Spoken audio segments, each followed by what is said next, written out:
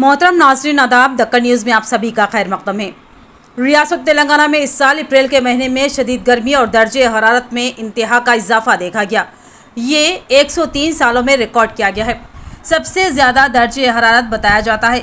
महकमा मौसमियात की जानिब से फराहम करदा मालूमात के मुताबिक 1921 से लेकर 2024 तक पहले किसी भी साल में ज़्यादा से ज़्यादा 44 डिग्री सेल्सियस दर्जे हरारत रिकॉर्ड नहीं किया गया, जो इस मरतबा 45 डिग्री सेल्सियस तक रिकॉर्ड हुआ है।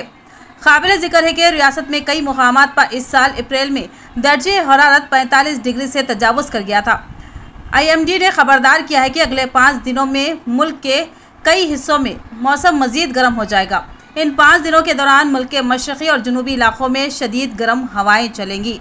मालूम हुआ है कि मई के महीने में ज़्यादा दर्जे हरारत रिकॉर्ड किया जा सकता है। ये बात इलेक्शन हुकाम ने भी बताई कि दर्जे हरारत में इजाफे की वजह से दूसरे मरहले की पोलिंग मुतासिर हुई है। महकमा मौसमियात का ख्याल है कि मई के महीने में होने वाली पोलिंग के बाकी 5 मरहलों पर सूरज का असर पड़ सकता है। बताया गया है कि वोटिंग फ़ीसद में कमी का कोई इम्कान नहीं है। तेलंगाना रियासत में सूरज की शिद्दत में इजाफा हो गया है। महकमा मौसमियात के मुताबिक 3 मई तक तेज़ धूप रहेगी। इस हद तक मुख्तलिफ अजला के लिए ऑरेंज अलर्ट जारी किया गया।